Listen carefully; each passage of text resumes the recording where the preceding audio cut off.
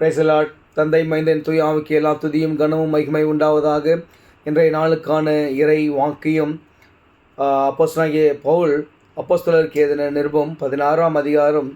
அந்த அதிகாரத்திலே பவுலும் சீலாவும் பிடிக்கப்படுகிறார்கள்.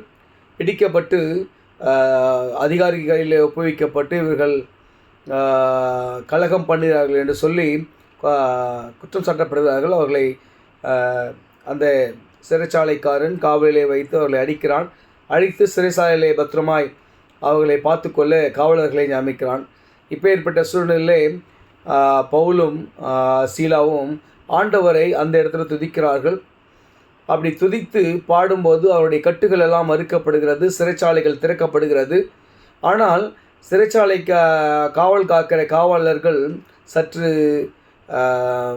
உறங்கியதினாலே அந்த சிறைச்சாலைகள் திறக்கப்பட்டிருக்கிறதை கண்டு அவர்கள் பயந்து போய் தங்களை தாங்களே மாய்த்து கொள்ள தன்னுடைய பட்டயத்தை எடுக்கிறார்கள். ஏன்னு சொன்னால் பவுலும் சீலாவும் தப்பிச்சு போயிட்டாங்க, அவங்க சிறைச்சாலையை தந்துருக்குதே, நம்ம தப்பு பண்ணிட்டு நம்ம தூங்கிட்டோம், காவல் காக்க நம்ம வேலையில் நம்ம ஒழுங்காக இல்லை அப்படின்ற ஒரு எண்ணத்திலே விடுதால் அவர்கள் நம்மளுக்கு என்ன தண்டனை கொடுப்பார்கள், மரண தண்டனை கொடுப்பார்களோ என்ற அச்சத்தோடு அவர்கள் தங்களை மாய்த்து கொள்ள அந்த காவலர்கள் முற்படும் போது சிறைச்சாலையிலிருந்தே பவுலும் சீலாவும் குரல் கொடுக்குறாங்க. நாங்கள் உங்களுக்கு ஒன்றும் எதுவும் செய்து கொள்ள வேண்டாம், நாங்கள் இங்கே தான் இருக்கிறோம் அப்படின்னு சொல்லி பவுலும் சீலாவும் சொல்கிறாங்க.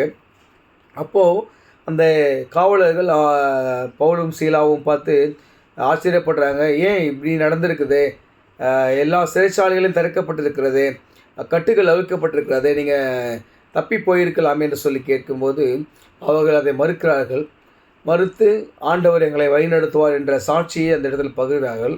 அப்பொழுது அந்த காவலன் கேட்கிறான், அதுதான் இன்றைய வார்த்தை. அதற்கு அவர்கள், கர்த்தராகிய இயேசு கிறிஸ்துவை விசுவாசி, அப்பொழுது நீயும் உன் வீட்டாரும் ரட்சிக்கப்படுவீர்கள். அதற்கு முந்தின அவர்கள் வெளியே அழைத்து கொண்டு ஆண்டவரே, ரட்சிக்கப்படுவதற்கு நான் என்ன செய்ய வேண்டும் என்று அந்த காவலர்கள் கேட்கிறார்கள். அப்போ ஆண்டவர் பவுல் சொல்கிறாரு, ஆண்டவராகிய இயேசு கிறிஸ்துவை விசுவாசிங்க, நீயும் உங்கள் வீட்டாலும் ரட்சிக்கப்படும். இன்றைக்கி நம்மளுக்கும் எப்பேற்பட்ட அவ்விசுவாசமாக இருந்தாலும் கவலைப்படாதீங்க, கஷ்ட நஷ்டங்களாக இருந்தாலும் கவலைப்படாதீங்க, பெரிய ப்ராப்ளமாக இருந்தாலும் சரி, சின்ன ப்ராப்ளமாக இருந்தாலும் சரி, நீங்கள் ஆண்டவராகிய இயேசு கிறிஸ்துவை விசுவாசிங்கள், நாம் ரட்சிக்கப்பட்டு எல்லாவித கட்டுகளிலிருந்து விடுபட்டு நாம் அவருடைய பிள்ளைகளாக வாழ்வோம் என்பதிலே எல்லளவும் சந்தேகமில்லை. விசுவாசிங்க, கர்த்தர் பெரிய காரியங்களை செய்வார்.